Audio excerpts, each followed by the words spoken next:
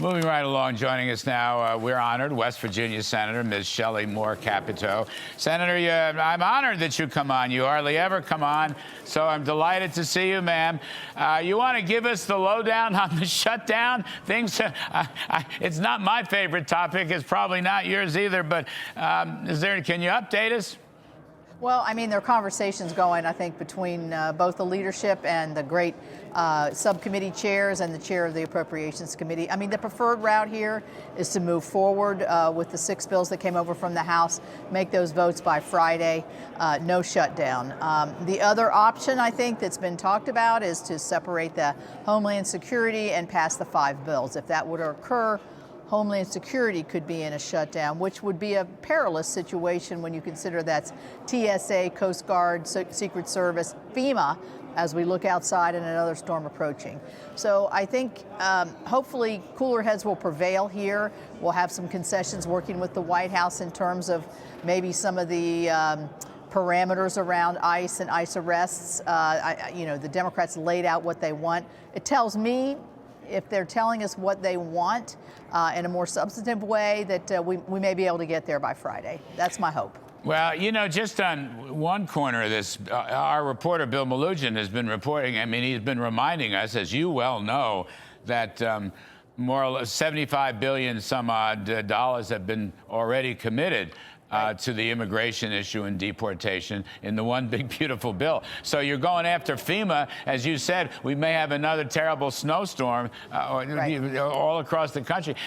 Can you explain, what is it that Democrats, Mr. Schumer and whomever, what kind of changes in immigration policy or deportation policy, what do they expect? I mean, you know, the mayor of Minneapolis put out a thing. He says, after talking to Mr. Trump, he comes out and he says that they don't want to follow federal law. Sanctuary cities are against the federal law. I mean, I'm not sure what it is that the Democrats hope to achieve if there are any changes in deportation policy. Well, I mean, I think when the mayor of Minneapolis comes out and says we're going to disregard federal law in any form or fashion, I mean, that to me is breaking the law. And I think that we would, you know, the American people want violent criminals that are here illegally taken off the street and deported. That was the president's mission. That's what he's been following through on. And I think also there's a fairness issue here. Many people in this country understand that there's legal immigration and illegal immigration, and that those that came here and are staying here and taking advantage of us and then purporting crimes and other things are not here. It's not fair. It's not fair to keep them here without punishment.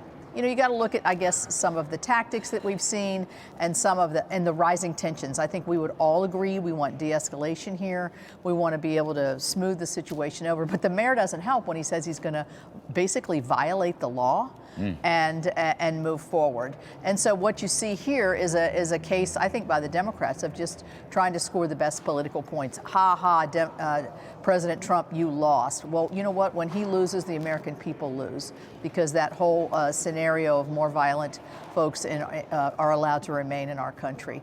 But, you know, there are certain things, maybe some IG, maybe, you know, the thing about this is, Larry, ICE is going to be funded no matter what, because we put that into the one big beautiful bill.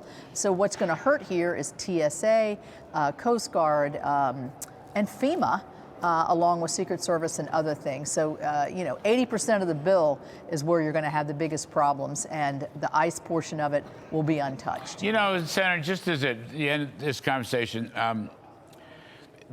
reading about the local police in Minneapolis, St. Paul, they wanted to take charge. They are trained to do this kind of thing. But the local politicians wouldn't let the local police do it. And Tom Homan has talked about, you know, why can't they turn over these criminals inside the jail, cooperate with the local police and ICE and do it inside the jail or inside the prison, and then you're away from the streets. Those kinds of things would make everything easier and safer.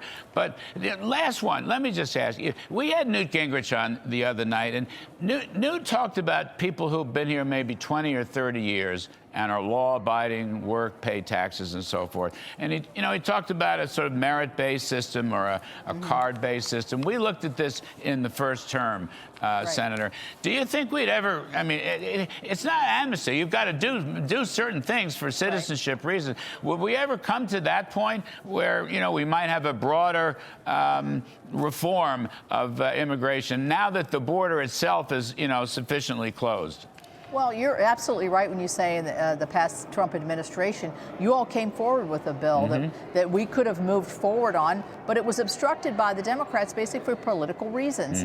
They didn't want the president to get the win, and which would have been a win for the entire country. I think one of the really dangerous after effects of something like this, if you're not going to let your local law enforcement and your state law enforcement, if you're going to pit law enforcement against law enforcement and encourage that, you're really I think deflating the American people's trust in their own local law enforcement. And who wants to get into law enforcement when this is the way you're treated by the leaders in the Senate or in the cities and in the governor's seats? So I am concerned about that as an after effect. But you're right. If we could come up with something comprehensive, that would certainly move us in the right direction. Well, okay. Well, I want to go slow on that. I know you're also campaigning for permitting reform. It's one of my favorite subjects. I had that account at the NEC years ago.